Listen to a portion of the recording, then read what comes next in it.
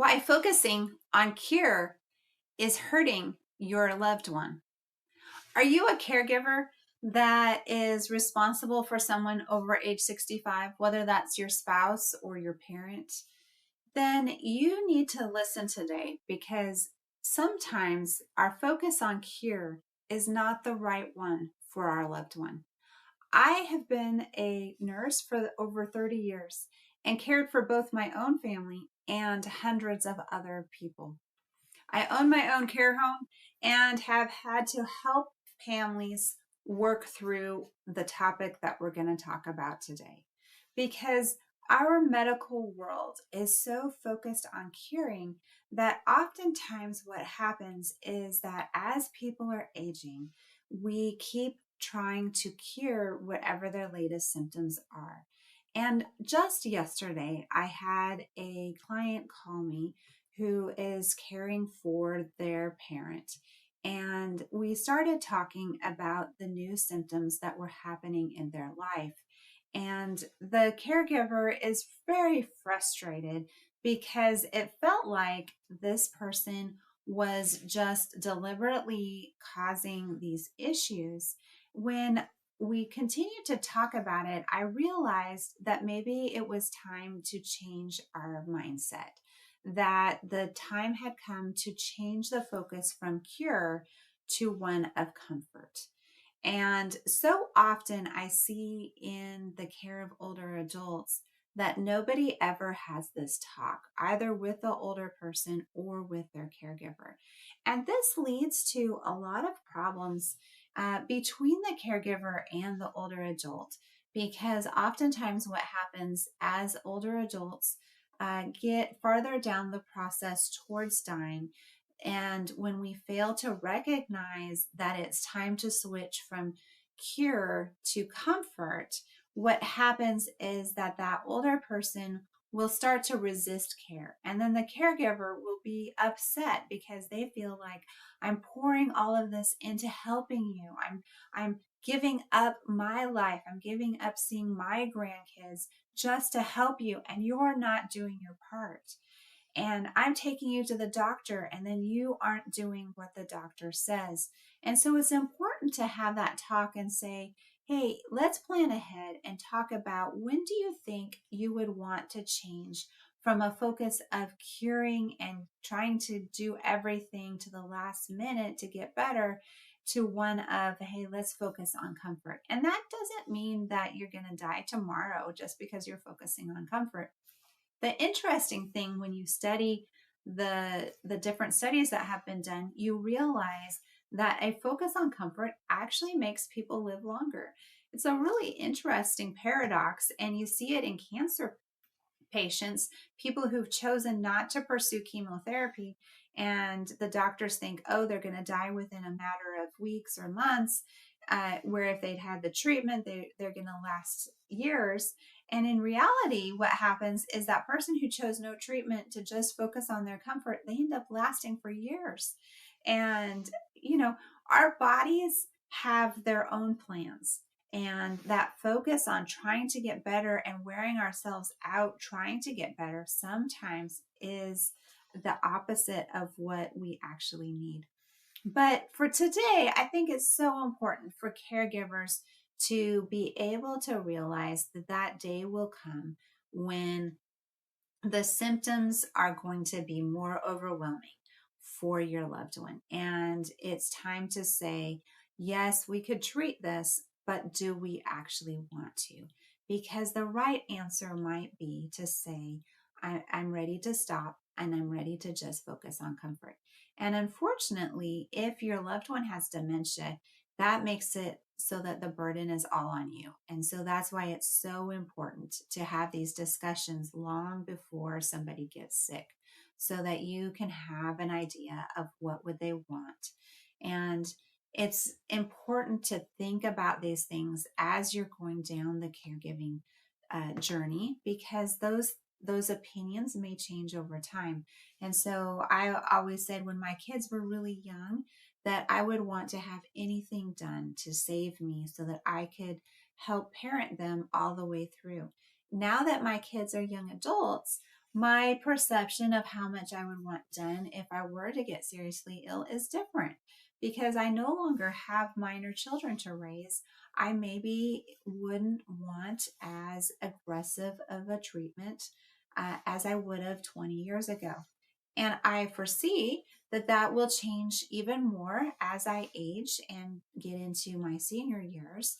Then what I would want done today for like a cancer treatment will be different 20 or 30 years from now when I have other conditions that happen. And so our medical world is not set up for these discussions. Our doctors are very busy. They don't have the staffing or the time to sit down and say, hey, you've been in the hospital 5 times in the last 6 months. It's time to start realizing that we can't cure you. We can't make you better. And this is part of your journey. And we maybe should start focusing more on just having comfort. And just having comfort might mean not taking a trip to the hospital just because you have a symptom. Maybe you've already had strokes and you're not going to have any more treatments for strokes. You just are focused on comfort. And so maybe calling in and having hospice available to help you be comfortable and not pursuing another treatment because you've already had debilitation and you're already reliant on a caregiver. And so these are things that you have to think through as both a caregiver and as an older adult. And unfortunately, if the older adult has dementia, then the caregiver has to do those choices. I have a guide that helps caregivers think some of this through. If you put hints down below in the comments, I'll send you my guide to ask the questions to make the plan of when to move from one stage of treatment to the next into comfort care. So that can help you with the process. And so often people are like, oh, well, that means you're giving up. That's the same as assisted suicide, but it's not the same. It's saying God is going to take care of the choice. And I'm not going to go and do anything that causes death, but I might not fight death as much. I might just focus on comfort. And what's the difference? So when you have a focus on comfort, that means that if you're having pain, we treat the pain. If you are not on a focus for comfort, then you might have to live with the pain in order to continue to get better, or they might be worried about you becoming addicted, and so they won't want to give you pain medicine. But in hospice, it's a lot easier to get the pain medications because we're not so worried that you're going to still be around in 10 years and be addicted to something. So that's part of it. And part of it is comfort means maybe not going out and seeing all those different specialist appointments.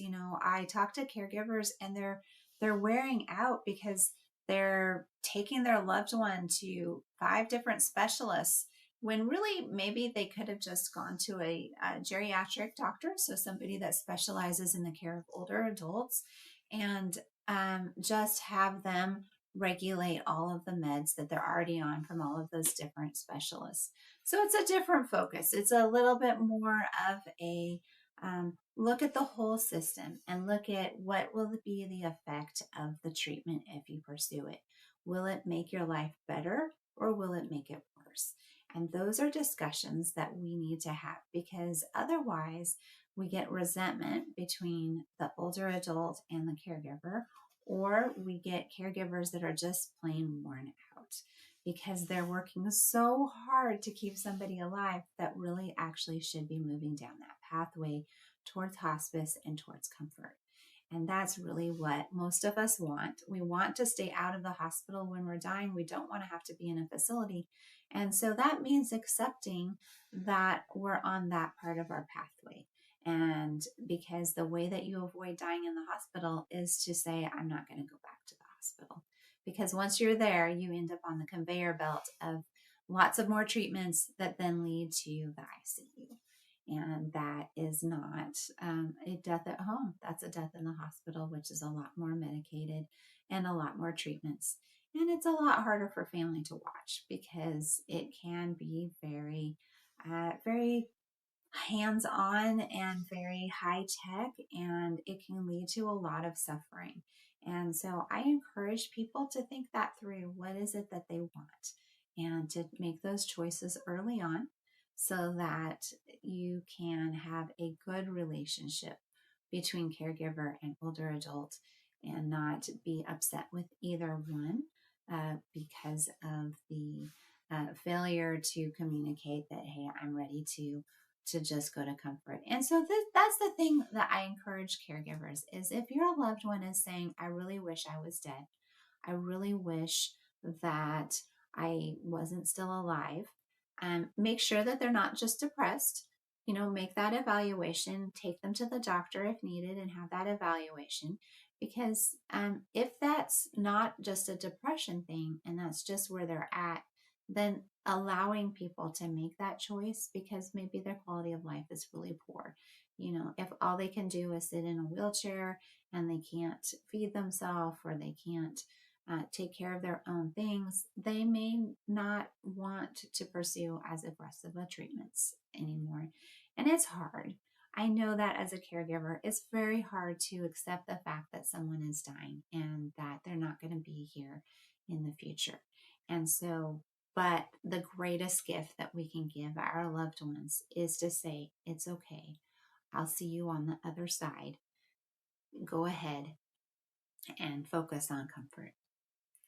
If you want to learn more about time-saving tips about caregiving, then I hope that I will see you in another one of my videos.